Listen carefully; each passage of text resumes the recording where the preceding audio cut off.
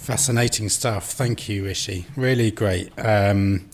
Okay, so before we go into the next session, which is a great one, I just wanted to remind you all that today's event is CPD accredited. So within a couple of weeks, you'll get your CPD points to help go towards your annual total. So look out for those in the next couple of weeks. Okay, a really fantastic panel coming up around femtech in corporate wellbeing, enhancing women's health in the workplace, and we have the fabulous Sarah Bottomley, who's the Marketing and Product Director at Bupa, to steer us through this panel with her fabulous panellists. So I shall hand over to you, Sarah.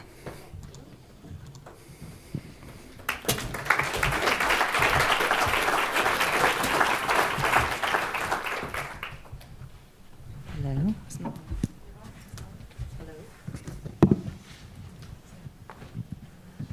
Hello, I am one now. Hi, good morning, everybody. I'm sort of half got my back to everyone. Turn my chair around a little bit, not fall off the stage. So I'm Sarah Bottomley. I'm the Products and Marketing Director at Bupa, and I also have the great privilege of being the Director of Women's Health Strategy as well. So I'm going to introduce to our lovely panel. Janet, nice to see you. I'm glad I was getting a bit of a panic when you were. So Janet Lindsay is CEO of Wellbeing of Women, which is the leading charity dedicated to improving the health and well-being of women, girls and babies through research, education and advocacy. We then have the lovely Claire. Claire Sharman is the Benefits Strategy Consultant at Mercer Marsh Benefits, working with companies to design their employee benefits strategy to protect and enhance their most valuable resource, their people. Claire is also part of the Women at Mercer programme, which aims to support and expand gender balance in conjunction with their global community of women's networks. We then have Lauren. Lauren Lunis is a health and wellbeing manager at BNP Paribas with over 15 years of experience in the health and wellbeing sector. Lauren implements engaging, data-driven programs that enhance workplace culture and employee satisfaction. And last but by no means least, we've got Valentina Milanova, who is the founder and CEO of Day, a gynae health research and development company seeking to close the gender health gap with proprietary medical and diagnostic devices aimed at common yet underserved gynae health conditions, ranging from period and pelvic pain to cervical cancer prevention. Valentina's research has been published in the Journal of Endometriosis and Uterine Disorders, as well as the Journal of Human Reproduction. And in 2022 and 2023, Valentina was featured on Forbes 30 Under 30. And finally, in 2024, the Day Diagnostic Tampon was named as Innovation of the Year by Time magazine, which I think deserves a round of applause.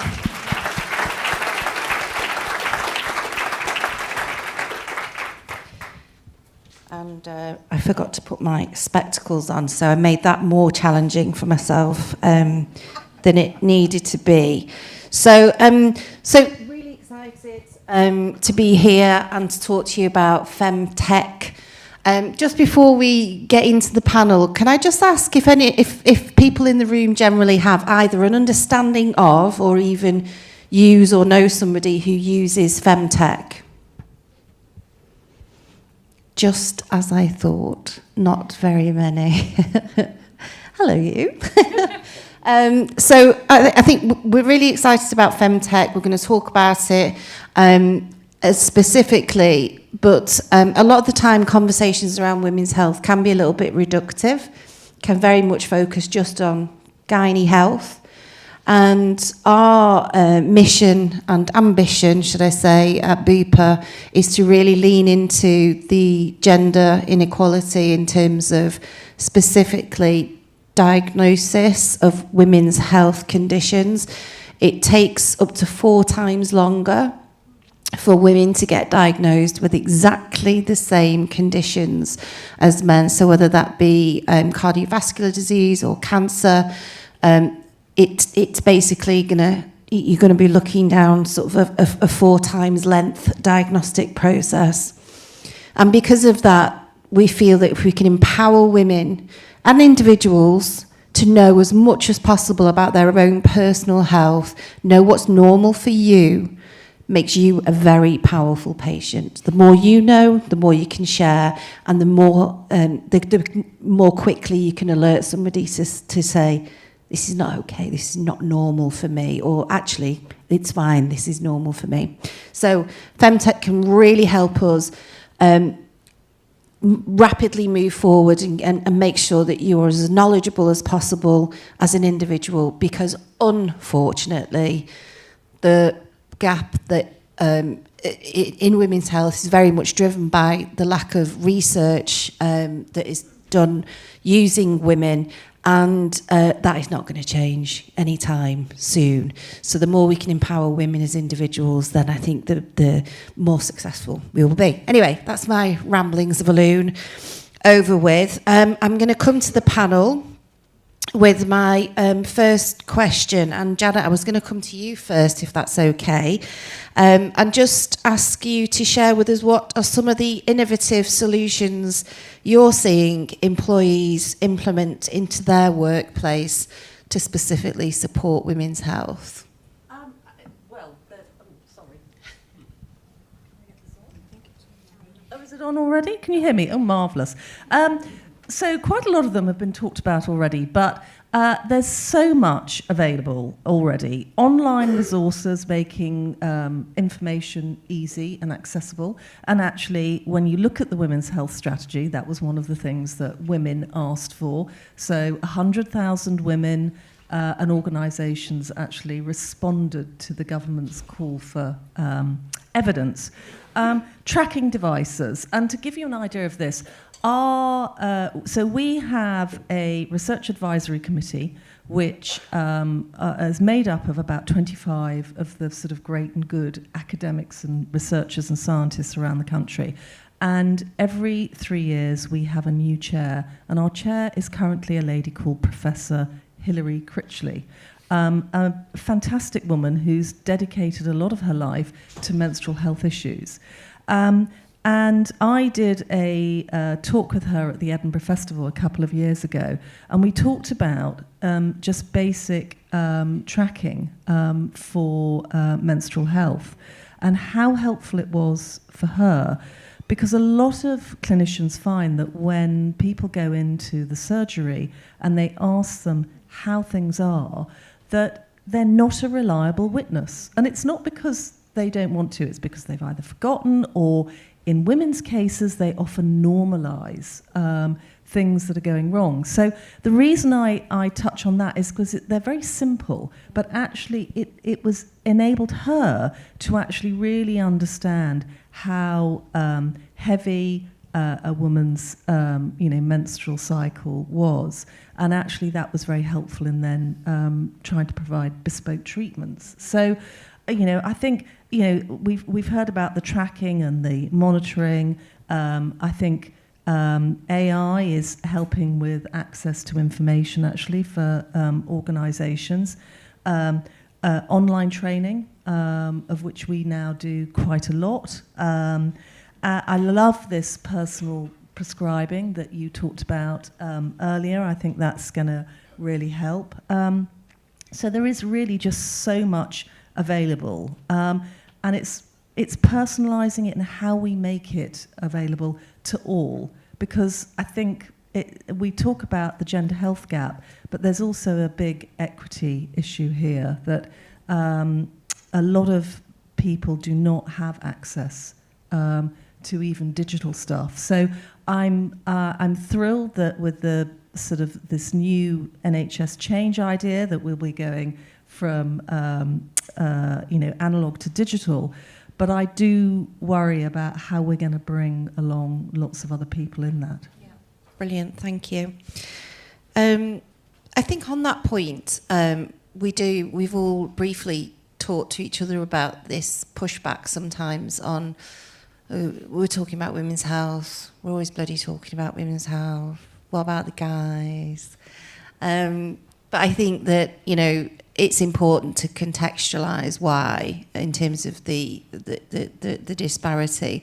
Valentina, I know you mentioned that you have had experience of this direct pushback when you've been talking to businesses about, yeah, but this is all just for the women, you know, what about the guys? Do you want to just talk to us a little bit about that experience? How much time do we have? By how much are we allowed to extend this panel? Just while your brains are still fresh, because it's still really early in the morning and you're about to be bombarded with information, I do want to make a very short plea. Please, if there's one thing that you take away from the event today, please do consider making bigger investments, prioritizing women's health a bit more. The level of care that we have currently, privately and publicly, is terrible for the individual, but it's terrible for our societies and our economies as well. And this kind of goes to your point around, well, it's women's health, it excludes men. It really doesn't. We can't have successful societies and successful economies if over half of the population is prevented from living up to their full human potential because of unmanaged menopause symptoms or unmanaged period and pelvic pain. I really feel that the single most important thing we can do within our lifetime, within these like random 100 years that we have, is to not pass on the baton yet another time to yet another generation on the women's health problem.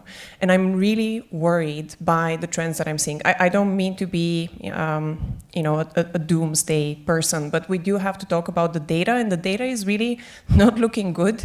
Public funding for gynecological health is going down. Private funding for gynecological health is at the lowest level it has been in the last 10 years. So yes, you might be, hearing a few more panels about women's health. You might have seen there's a few more apps about menopause or a few more period trackers, which can be really valuable, but we still have fundamental medical questions, scientific questions that we have to answer about how the female body works. And before we do that, before we make investments as workplaces, societies, and economies into women's health, we will be stuck in this endless cycle of over half of the population being restricted and removed from living up to what we could be. And obviously, so my company, it's a private company. We manufacture novel medical and diagnostic devices, and we seek funding for our work both from public institutions and from private venture capital investors. And it's the hardest thing. It is so challenging. On the public funding side of things, we keep hearing, oh, period pain, it's really not that big of a deal. Like, let's talk about breast cancer or cervical cancer, which are equally important. But period pain affects 90% of the population. And to the point that Janet mentioned, since the moment you're a young girl that has her first period, you're told this is just preparation for labor pains. And if you can't bear your painful period, what mother are you going to be? How are you ever going to deliver a baby? So of course women keep to themselves, and we don't tell our GP, or if we tell our GP, they have 8 minutes in which they have to take notes, as we heard from the previous conversation as well. So public funding is really inaccessible because we're cutting programs for women's health, as we saw earlier in this week. Even if we weren't cutting programs for women's health, we have 2.5% of the entire pot of public funding for the past 10 years on average has gone in the UK towards women's health, 2.5%. That's woefully inadequate. Even if women's health was equal to male health, which it's not. We heard about the gender health gap and the gender research gap. And in private funding, it's even worse. So it's less than 1% of the entirety of venture capital investments, a lot of which now go to AI. Only 1% goes to women's health. And in a workplace, we have the challenge of, is it appropriate to bring the women's health conversation to the workplace? Like, is that a kosher thing to talk about? It really is. Like, you need your team members to feel supported at work. And I'm excited to see employers recognizing that they need to play a larger role in supporting their female team members in managing their gynecological health. But one of the pushback that we get, because at Day we do have a workplace program, is, yeah, that sounds great, but it's only for 30% of our workforce, or we only have 27% female employees. Fantastic, thank you. Claire, from your point of view, obviously you've got sort of 2 roles. How much, to follow on from Valentina's point, how are you finding the kind of conversation around women's health with your clients and within the business? Again, you know, are we still in that space where actually, you know, we need to broaden out? We can't just keep talking about women's health. And I think to talk to Valentina's point about the passion and activism that's behind your product and where you're at. Unfortunately for me, I've been in this industry for 25 years, and actually 25 years ago, we didn't talk about this at all. So in my two hats, I work in benefit strategy, and I'm also part of a resource group at Mercer to engage in equality and equity of women. I see a range of companies who don't even talk about it yet. It's not that they've stopped talking about it, they're just coming to the subject. So there really is a spectrum, and I suppose I'm a little bit more optimistic because I've seen where we've come from. So we've got companies who are engaging, bringing in their policies, their terms and conditions, trying to formulate a strategy around women's health. And we've got companies who, probably the larger organisations, who are trying to extend it, trying to really flesh it out, trying to make it real. We've got different demographics coming into the workplace. I'm a soon-to-be menopausal woman, and I'm looking at those who are coming in younger than me. So from my professional and personal experience, we'd spent a lot of time in menopause. We're actually, from a women in Mercer perspective, trying to backtrack a bit and go back to things like contraception and fertility as our younger staff come in. The pushback is there, but compared to where we've been to where we're going, I'm quite pleased, but I love your passion, Valentina, because we're not doing enough, and we need to leverage the resources that women can bring to the workplace. Sometimes as a minority, sometimes not as a minority. But I think it's a positive mode of travel. Mm-hmm. It's more optimistic from our perspective. I'm seeing more companies engaging and utilising, going back to the femtech subject matter, starting to utilise the technology. But it can't, and I think we might explore this a wee bit more, it can't be done in isolation. It's part of a wide-ranging cultural and strategic piece for an employer. And I'm glad to see it moving in that direction. Yeah, I think that's a really good point. One of the concerns that, it was not a concern, but just something, there's a bit of a worry bead around tech, in particular femtech, is that we think we've solved the problem. We'll just throw some apps at it. You can all track, you can all now understand, job done. And it could close down what are very important conversations. So to keep the narrative going, similar to Rishi's point, it's not digital or face-to-face. The more you can empower yourself and be able to understand, what's your normal, added to then, being able to feel feeling confident to bring the subject to the workplace and to try and, encourage people to open up. Sarah, on that, your normal, I think it's really important that we understand everyone's normal, because I love the individual democratisation of some of these products, and you can take your control of your own data and your own personal biology.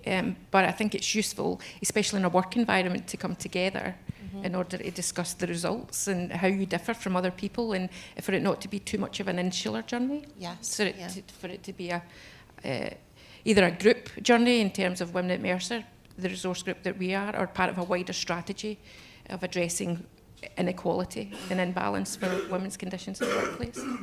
And interestingly, we do see a lot of engagement from our male colleagues, actually, especially those who've got young children, specifically daughters, genuinely wanting to understand more about women's health issues.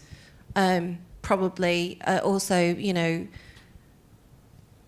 guys wanting to understand their other half's journey through menopause.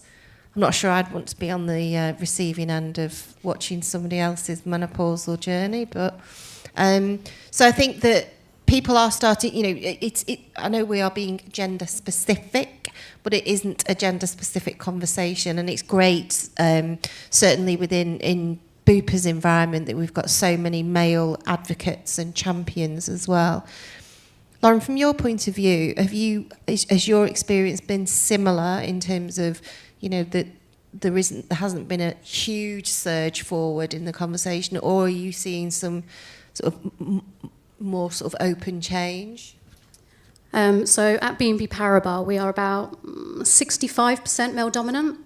So we actually started our journey through menopause at work back in 2019. So that's our more mature women's health product, shall we say. And for me as well, I'm preparing myself.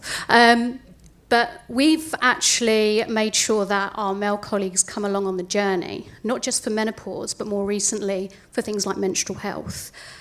So we are engaging more of our male population. For instance, we did a session last year called Pads for Dads. Exactly that, a session for dads to have a safe space to learn about menstrual health, to best support the young ladies in their life, but also their partners, and also the intergenerational piece as well. Going back to the menopause, we did a panel discussion that had someone from early careers, someone that's going through the menopause now, and the others that have, they're on the other side of the menopause and they want to support the workforce, including senior managers. So I'm very proud of where we've come, especially with menopause, but it's something that we want to translate over into the other areas of women's health, including conditions like endometriosis, PCOS. But we're seeing a positive shift, and I think the key message here is give the opportunity for your male employees to engage. Do a targeted session for your male employees to turn up and learn more, because the engagement we had, especially for the Pads for Dad session, not just in terms of engagement, but actually the questions at the end, these were fathers that wanted to learn more to support those young ladies in their life. So if you give the opportunity, you'll be surprised just how many conversations it can open up with our male counterparts. Thanks, Sarah. That's brilliant. Janet, if I can just come back to you for a second then. More specifically, what can companies do to support women in the workplace? Above and beyond, trying to support conversations, what have you seen to be the most sort of successful initiatives that have been introduced from other businesses? I think that it's a culture change, actually. That's the number one thing, that it needs to be top down and it needs to be bottom up. So you really need to have an advocate in the organisation who is at board level and will really open up the conversations. Because once people realise that you're going to take it seriously, everybody will come on board. And I think you need to talk to your staff. That's the most important thing. Talk to the women in the organisation and actually ask them what they want. And I know that probably sounds quite scary, but it isn't scary, because most women just want to be treated fairly and have the opportunity to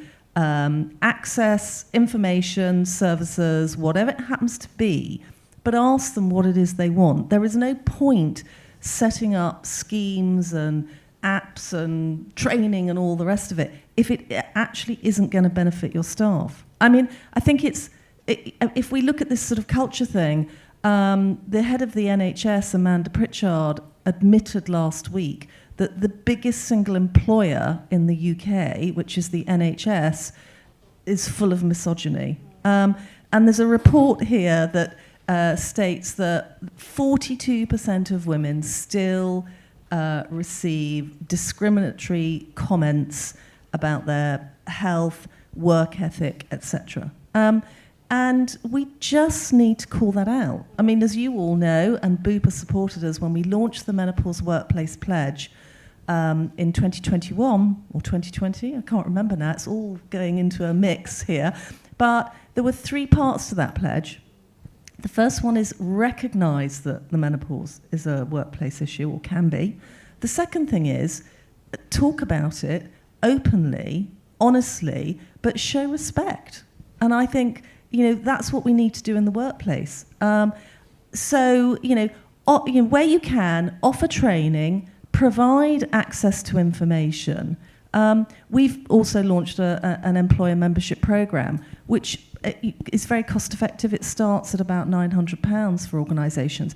And we're not offering, medical solutions. What we're offering is organisations the way to build from, the bottom foundations of how to have a workplace that is really equitable for all people. And coming back to your point, Valentina, women have to go for a lot more appointments than men. Menstrual health, if we take that, women have 12 periods a year for up to 40 years. If those periods are heavy, painful, that's going to affect them every month. So, and there are some simple treatments that they can access. So that's not going to work for everybody. But there are simple treatments.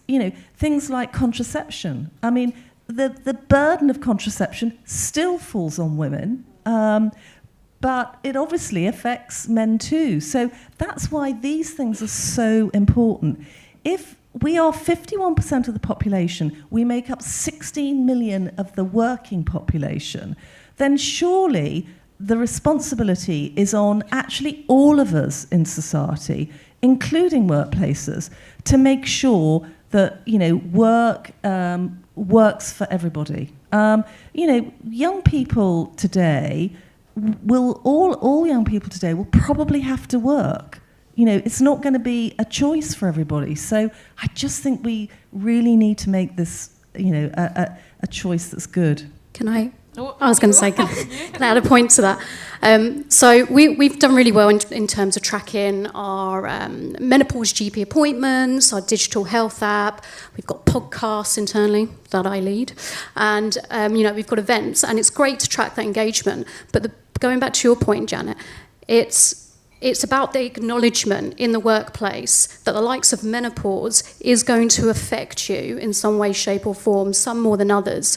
So I guess the biggest win for me is we introduced it as part of the absence leave on our HR database, so it's an actual option. And from year 1 to year 2, we had a 300% increase in people actually logging absence leave due to menopausal reasons. Now, for me, that demonstrates the cultural shift. They felt confident enough to not log it as a headache or anything along those lines. They logged it as for menopausal reasons. We were really happy to see that, and we see a continuous, log of menopausal absence leave. So the individuals feel comfortable enough to disclose that. I just wanted to touch on the point you made about periods and then moving into contraception. I had talked earlier about some of the work we do with our own employees and some of our new entrants, and we're moving into a brave new age of knowledge and understanding it. And don't get me started on social media, because that really worries me in terms of misinformation. But we did a series of podcasts with new interns, so graduates, and it was on contraception.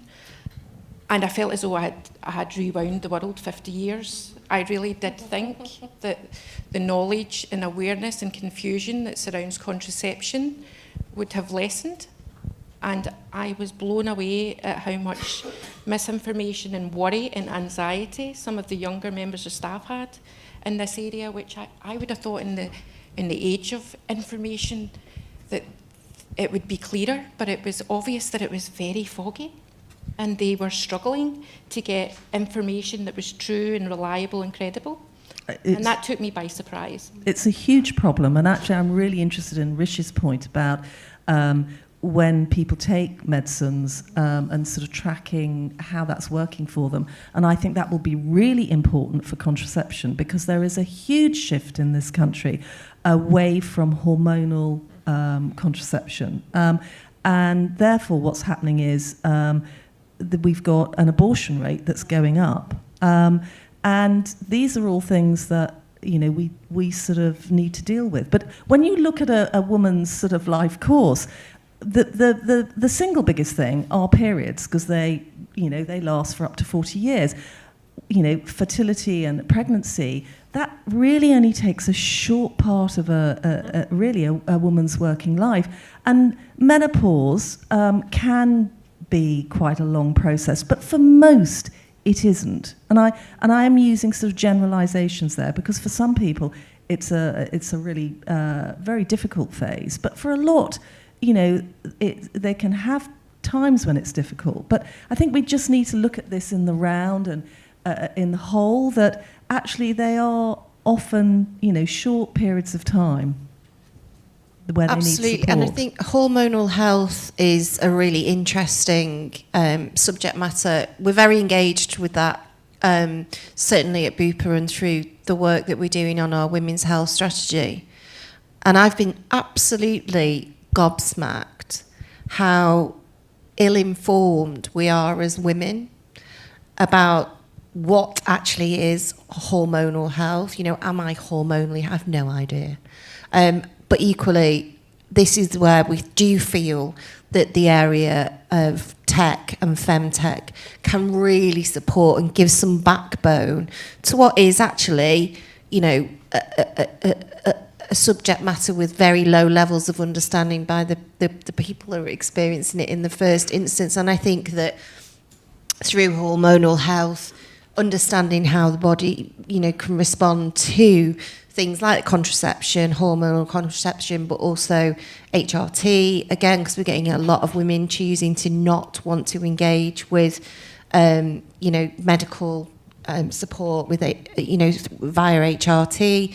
And again, it's just all about these unknowns and not understanding our hormonal life cycle, which I think can certainly be helped through the development of apps and AI. And Sarah, to talk about understanding, some people need help in interpreting some of the information that we get through. So that's where some of the apps that do offer, as Richie talked about, digital and one-to-one support are useful too, because we can be bombarded with information about our hormones and not know how to understand that information and how it translates into the individual.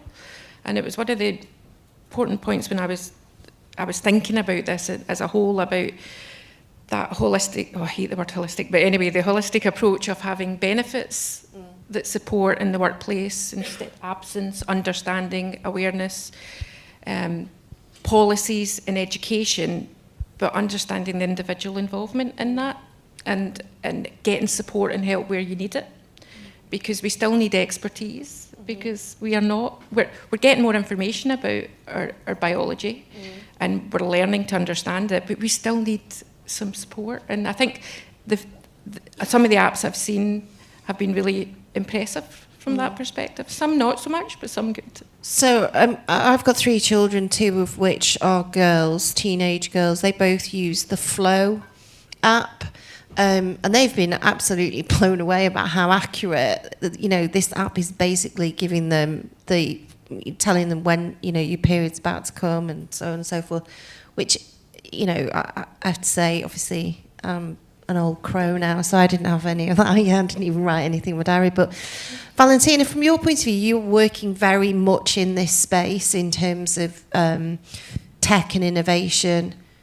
What are you seeing that you're excited about above and beyond your own developments that you think can really help us in this space? I'll highlight two points. So first, to build on the conversation around hormonal contraception and HRT, it's one of the greatest tragedies of modern women's health that we have demonized hormonal contraception and demonized HRT. And I come from the generation which is like, hormonal contraception at no cost. It will destroy my body. It will destroy my hormonal balance. And it's very easy for us to, sit on this panel and laugh at the women and AFAB individuals who make this choice to not go on hormonal contraception, but let's take a moment to look what happened behind the scenes. First, the way in which we prescribe contraception is the equivalent of a Russian roulette method. You go to the GP, they give you a type of contraception, then you go home, you try it out for 6 months, it works or it doesn't work for you, it gives you side effects or it doesn't give you side effects, and then you go back and you try again. And in the UK, women change 4.7 different types of contraception before they find one that works for them. So it's normal for the patient to feel like they've been on a hormonal roller coaster, cancer. And it doesn't have to be this way, not just with the advancements that Rishi was speaking about in terms of personalized medicine and using genomic analyses to personalize contraception recommendations. Like, that would be great for us to get to, but we can use much simpler clinical algorithms to analyze the patient's symptoms, their medical history, their risk of blood clots, etc., and to make a more intelligent initial recommendation on which type of hormonal contraception patients can be on. But we don't do that. We pursue the cheapest possible form of contraception. That's what the NHS typically recommends. Or we just give a random recommendation, then we put the burden on the patient to be their own mini scientist and experimenter with their own body.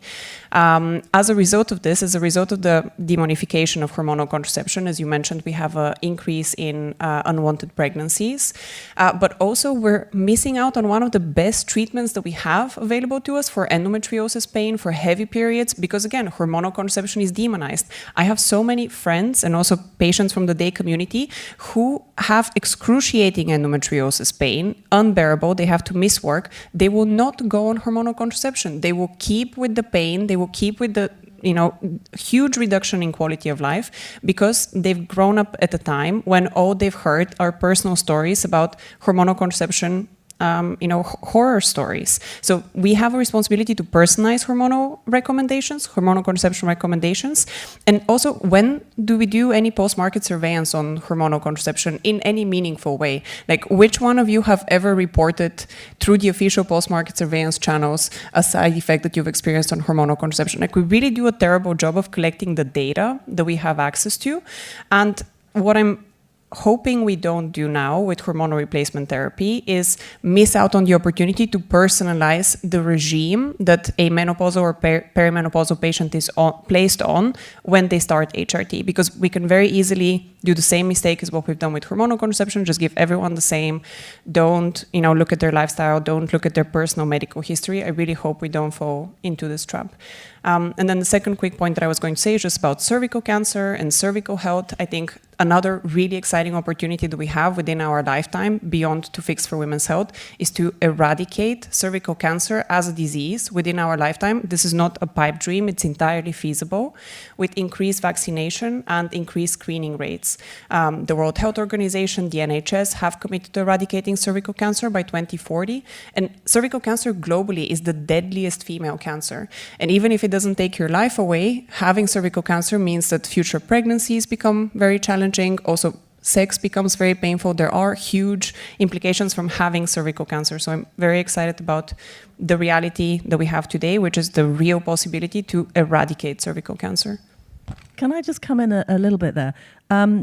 We were asked by the Scottish Government to form part of a group with the English government and also Wales and Ireland to look at why young women are so anti hormonal contraception, what it is that they're listening to. So really getting into that, because without that information, we're not actually going to be able to change anything. And I have to say that sadly, all the groups came together, and even for a small amount of money, it couldn't be raised. And so that piece of research is not going ahead, which is really awful. That's tragic. That's absolutely tragic.